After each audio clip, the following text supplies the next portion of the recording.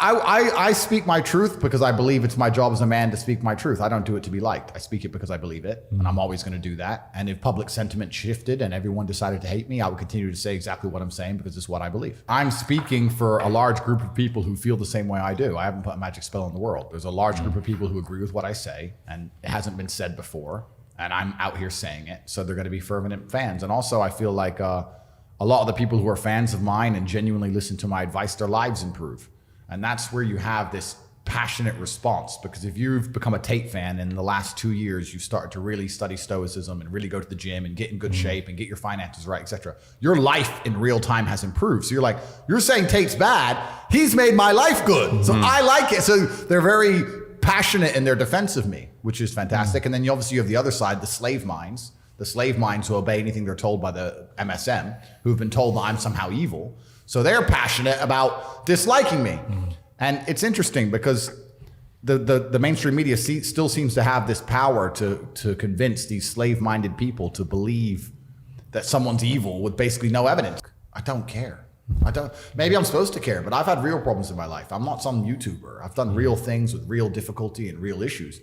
People writing hate comments about me, some dork with an anon account, I couldn't possibly care less. It doesn't bother me. So because it doesn't bother me, I guess that influences how I talk, right?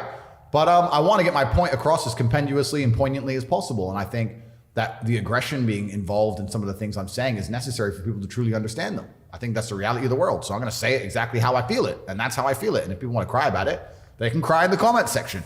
I don't read the comments. I don't have an account. So I don't care. It doesn't matter to me. I'm banned. My dear, listen to me. Why do you care?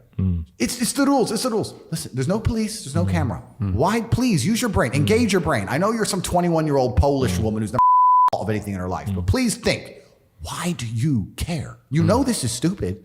Nobody else wants me to wear one. Why do you give a shit? But it's the rules. It's the rules. Fucking slaves. It's like their brains are programmed. You can't get through the programming. I'm like, please, my dear, think. I will give you $500,000 if I don't put my mask on. Would you let me? But it's the rules, it's the rules. Maybe I'm too egotistical to have people tell me what to do. Perhaps I'm at that level in my life, but it was just fucking dumb shit. And I'm walking into and the number of times I walk in a gas station, put a mask on. No, I won't serve you. Okay, is the gas free?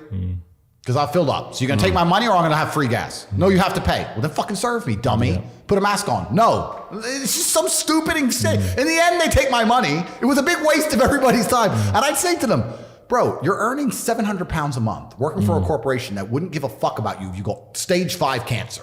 Why do you care? If I worked in BP and someone walked into my gas station and decided to start a fire in the corner and barbecue some sausages, I wouldn't give a I'd be like, please stop, bro. But if you're and not everybody's mind can be free because in society it would break down. But of course, some people's minds are designed for freedom and some people's aren't. But it's amazing when you're talking to the slave mind, trying to get through to them. And it played out even in my cancellation. There are people who would sit and get furiously angry about the subject of me saying I'm a bad person. And when you ask them one bad thing I've said, they don't know. How could you be angry about something and you don't even know why? It's all clown world. It's absolute clown world. It's slave mind, and the slave mind is actually a dangerous thing. When I'm combating it, people think I'm combating it just for fun. No, the most heinous crimes in the history of humanity have been conducted by people who blindly obey governments. Blindly.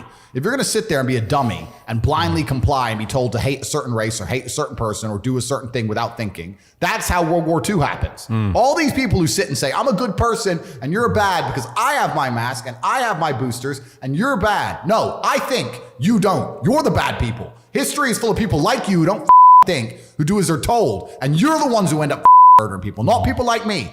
Everyone likes to believe they would have resisted the Nazis. They're the ones who would have not done it. But then they're told to mask up and bend over for the dildo and they take it. It's garbage. Clown world. I think and that's their goal, right? Their goal is to soften everybody's brains and to delete one side of the argument. This is why I talk about the Matrix. People say, why do you talk about the Matrix all the time?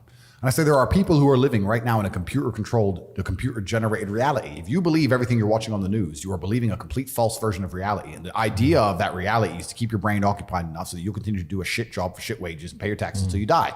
That's the plot of the Matrix movie. They're abusing your body and controlling your mind so that your body will sit there and do what they need it to do until you're no longer useful anymore. And that's exactly what's happening.